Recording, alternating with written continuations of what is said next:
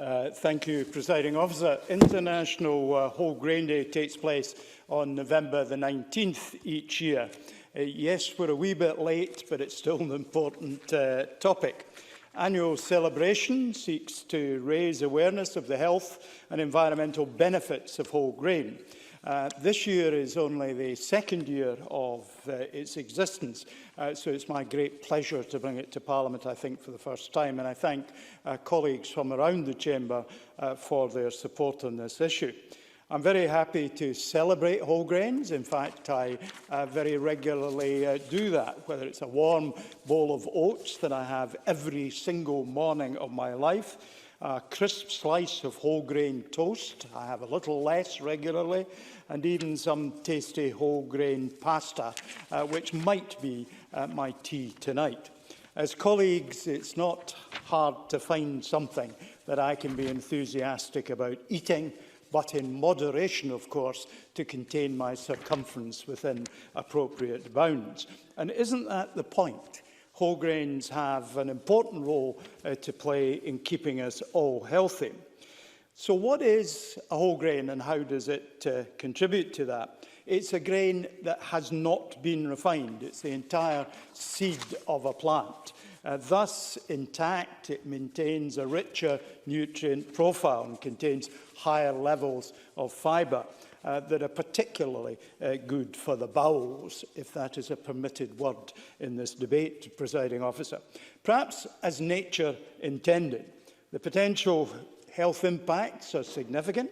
The World Health Organization and the Food and Agriculture Organization of the United Nations identify low intake of whole grains as the leading dietary risk factor in the majority of WHO regions.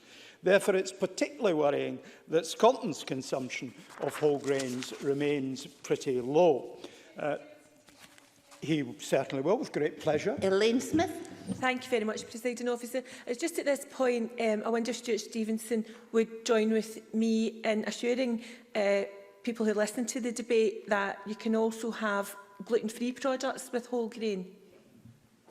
Stewart Stevenson. The member is absolutely correct, and indeed I know how important that is for many people. In my previous professional life, I had a number of people for whom that was very important, and indeed one of my staff has to eat gluten-free. So yes, that's a very important point that the member makes. The WHO talks about 25 to 29 grams daily of dietary fibre. If we do that, that can be a 15 to 30% decrease in cardiovascular-related mortality, incidence of coronary heart disease, type 2 diabetes, and colorectal cancer. But the potential health benefits go significantly beyond that. Whole grain carbohydrates tend to be released slower, which makes them a great source of fuel and provokes satiety after eating. That means you feel full for longer and stops you snacking.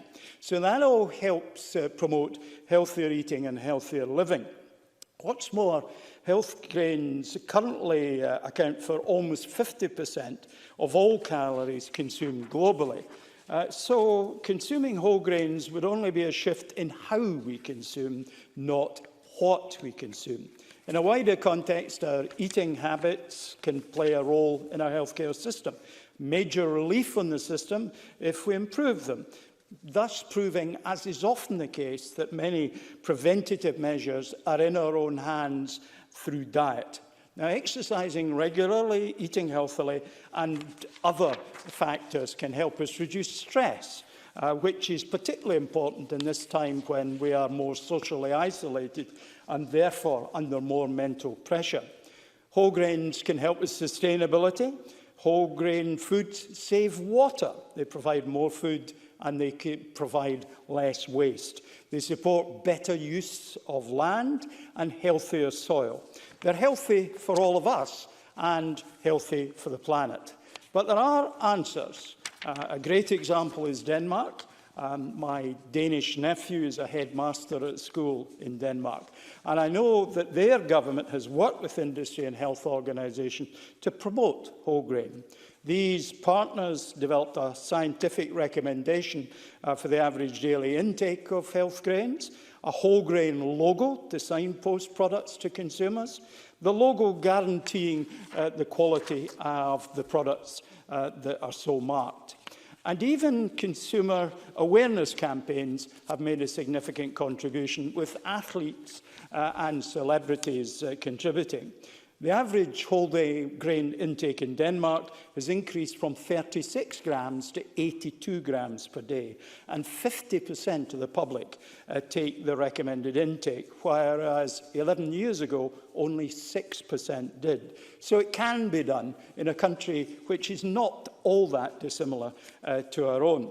2009, they had 150 products carrying the whole grain logo. Today, it's over 1,000. And 71% of the Danish population recognise what the logo means. 53% of them look for the logo when they're making purchases. So other countries can teach us things that we might copy. We need to innovate as part of reducing pressure on our health service, and this is one contributor to how we might do so. It's a chance for us in this debate to consider how we might enhance that value.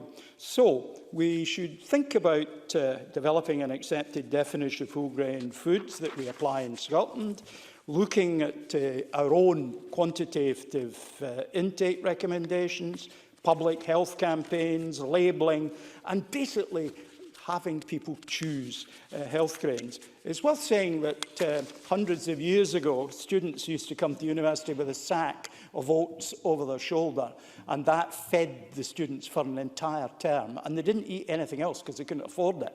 And actually, it kept them going for an entire term without any great difficulty. Whole grains is where it's at, Presiding Officer. Thank you very much.